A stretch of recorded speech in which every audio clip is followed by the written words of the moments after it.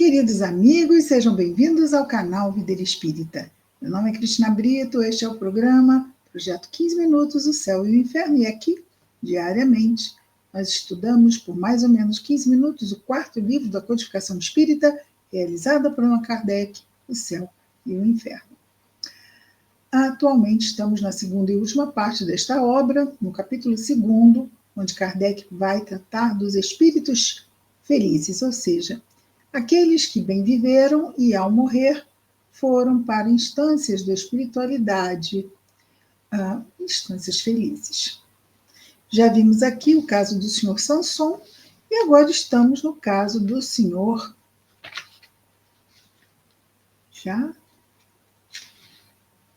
Jobar. Senhor Jobar. Então, ontem nós vimos aqui a descrição que Kardec faz do senhor Jobar. E hoje vamos, então, ao item 1, aqui desta parte, do senhor Jobar, que também era da Sociedade Espírita de Paris. E aqui Kardec faz a primeira pergunta, não é? Primeiro é a primeira parte onde ele interpela o espírito para saber se ele responderia as suas perguntas. Mas então vamos lá. Quando vivo, diz Kardec ao senhor Jobar, quando vivo, recomendastes que vos chamasse quando houvesseis deixado a terra. Nós o fazemos não somente para nos conformar com o vosso desejo, ou seja, agir de acordo com o vosso desejo, mas, sobretudo, para vos renovar o testemunho de nossa bem-viva e sincera simpatia e também no interesse de nossa instrução, porque vós, melhor do que ninguém, estáis em condições de nos dar as informações precisas sobre o mundo em que vos encontrais. Portanto, ficaremos felizes se consentirdes em responder às nossas perguntas. Resposta do senhor Jobar, diz ele: nesta hora, o que mais importa é a vossa instrução. Quanto à vossa simpatia, eu a vejo e não lhe ouço mais a expressão somente pelos ouvidos, o que constitui um grande progresso. Então, a voz de Kardec não chega só pelos ouvidos, mas chegam as vibrações, se somam então os sentimentos, a qualidade deste pensamento. A amorosidade, a fraternidade que Kardec diz sentir por ele, não é? Essa simpatia. Item 2, pergunta Kardec: para fixar as nossas ideias e não falarmos no vago, ou seja, muito genericamente, perguntamos primeiro em que lugar estáis aqui, ou seja, nessa sala aqui, estáis aonde? E como vos veríamos se pudéssemos vos ver? Resposta: estou junto ao médium. Ver-me-eis sob a aparência do Jobar, que sentava em vossa mesa, porque os vossos olhos mortais, ainda vendados, não podem ver os espíritos, senão sob a sua aparência mortal. Então, nós estamos muito materializados. Quando vamos para o mundo espiritual, nós nos vemos uns aos outros como desencarnados, assim como éramos quando estávamos encarnados. Item 3. Teríeis, pergunta Kardec, a possibilidade de vos tornar visível para nós? E se não o podeis, o que se opõe a isso? Resposta do senhor Jobar: a disposição que vos é toda pessoal. Um médium vidente ver-me-ia, os outros não me veem. Então, existem condições para um espírito se fazer visível. Ou por um médium vidente, então ele vai ver, e só ele, ninguém mais. Ou, se ele fizesse uma aparição de si, todos o veriam, mas ele não seria tangível, é apenas uma aparição. Ou ainda ele poderia se materializar. Para isso, precisaríamos de um médium de efeitos físicos, e não é tão simples assim de se encontrar um. que cedesse o ectoplasma para que ele pudesse utilizar esse ectoplasma para se materializar, se tornar tangível, poder ser tocado. Mesmo assim, se ele assim o permitir, né? Tem isso também.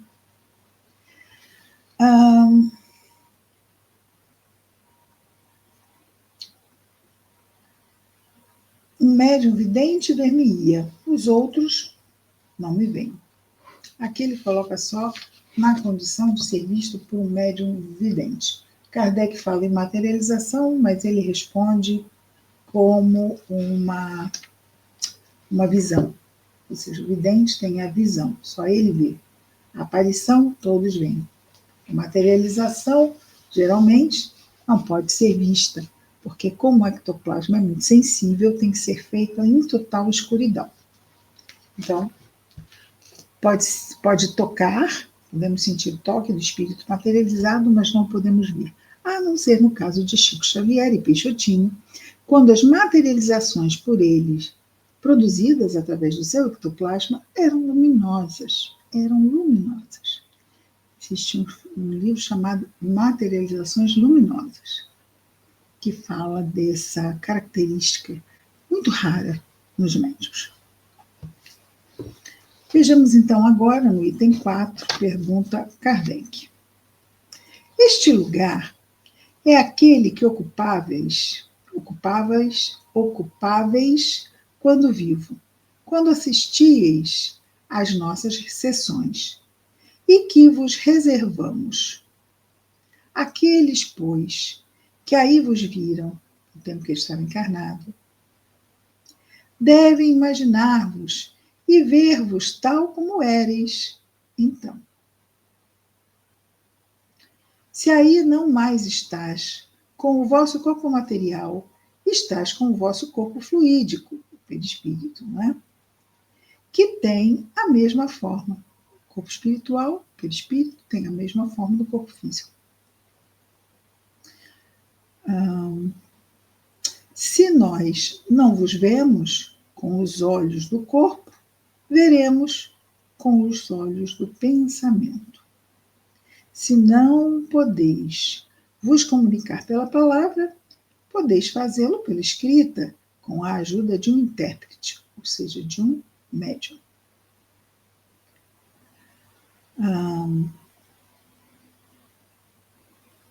As nossas relações convosco não estão, pois, de nenhum modo interrompidas pela vossa morte, e podemos nos entreter convosco tão facilmente e tão completamente como no passado. As coisas estão bem assim? Está fazendo uma combinação. Resposta. Frequentemente e mesmo com o vosso desconhecimento, porque o meu espírito habitará entre vós. Chamamos a atenção para esta última frase, meu espírito habitará entre vós. Na circunstância presente, isso não é uma figura, mas uma realidade. Pelo conhecimento que o Espiritismo nos dá quanto à natureza dos espíritos, sabe-se que um espírito pode estar entre nós, não só pelo pensamento, mas pessoalmente, com a ajuda de seu corpo etéreo, ou seja, o corpo fluídico, o perispírito. O corpo espiritual, mesma coisa.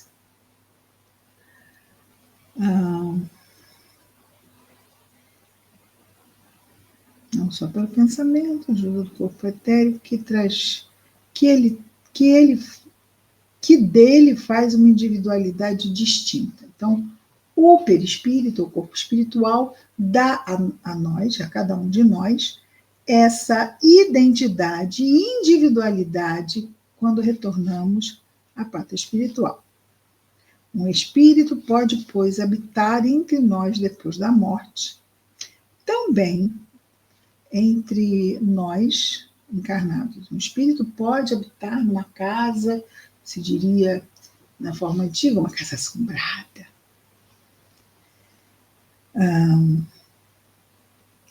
Um espírito pode, pois, habitar entre nós depois de morto, depois da morte, tão bem quanto o seu corpo, quando o seu corpo estava vivo. E melhor ainda, uma vez que poderá ir e vir quando quiser, temos assim, sim, ou ainda melhor, uma vez que poderá ir e vir quando quiser. Temos assim uma multidão de comensais invisíveis, uns diferentes e outros que nos estão ligados pela afeição. Gostaríamos de pensar que todos os que partiram e amávamos foram para nosso lar, mas depende muito da consciência de cada um. Como já dissemos, não é fácil desencarnar. Desapego e consciência tranquila são os dois fatores necessários para uma boa desencarnação. Temos assim uma multidão de comensais invisíveis, uns diferentes e outros que nos estão ligados pela afeição, e estes últimos, os que nos estão ligados pela afeição, sobretudo, é que se aplicam essas palavras. Eles habitam entre nós, que pode se traduzir assim: se nos assistem, nos inspiram e nos protegem. Faz sentido, não é? Então, os amigos espirituais continuam cuidando de nós depois de desencarnarmos. Não nos deixam ao Deus dará, cuidam de nós, porque nós ainda somos espíritos muito jovens.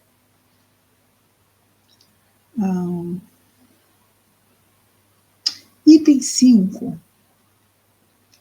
Não faz muito tempo, pergunta Kardec, que estáveis, sentado neste mesmo lugar. As condições nas quais estás aí atualmente vos parecem estranhas? Que efeito essa mudança produz em vós? Resposta do espírito, Sr. Jobá. Essas condições não me parecem estranhas, porque o meu espírito desencarnado gosta de uma clareza que não deixa na sombra, ou seja, não deixa nenhuma dúvida das questões que ele encara. Então, existe muito mais do que lucidez. No caso dos espíritos felizes, ok? Quer dizer que seja a nossa condição. Que efeito aqui ele está falando sobre mesmo essa sensação de estar desencarnado. Que efeito essa mudança, ou seja, estar desencarnado, produz? Estas condições não me parecem estranhas. Resposta. Porque o meu espírito desencarnado goza de uma clareza que não deixa sombra nenhuma nas questões que ele encara. Então, colar fortão. Tá? Item 6. Lembrai-vos de haver passado por esse mesmo estado antes da vossa última existência, e nele achais, nesse estado de desencarnado, e nele achais alguma coisa de mudada? Então, lembrai-vos de haver passado por esse mesmo estado antes da vossa última existência, e nele, nesse espaço, achais alguma coisa de mudada? Resposta. Eu não me lembro das minhas existências anteriores e acho que melhorei. Acho e assimilo o que vejo. Quando de minhas precedentes encarnações, espírito perturbado, só fazendo meia-culpa aqui, né? Eu, espírito perturbado, não me apetecia senão as lacunas terrestres. Lembrai-vos de vossa penúria, existência daquela que precedeu o Sr. Jobá? É uma pergunta, então. Lembrai-vos da vossa penúltima existência, daquela existência que precedeu o Sr. Jobá? Resposta. Na minha penúltima existência, eu era um mecânico, moído pela miséria e pelo desejo de aperfeiçoar o meu trabalho. Sendo Jobá, realizei os sonhos do pobre trabalhador e louvo a Deus cuja bondade infinita fez germinar a planta cuja semente havia depositado no meu cérebro. Muito bem. Do pobre trabalhador. Eu era um mecânico, esse que veio, né, aqui, roído pela miséria e pelo desejo de aperfeiçoar o meu trabalho. Então, o espírito, de uma certa forma, deu uma ajudinha, deu um empurrãozinho. Aquilo que ele podia naquele momento, não é? Ok? Vamos ficar hoje aqui. Terminamos o item 7 do capítulo 2 do livro O Céu e o Inferno. Até amanhã, com mais um projeto 15 minutos, O Céu e o Inferno. Muita paz a todos.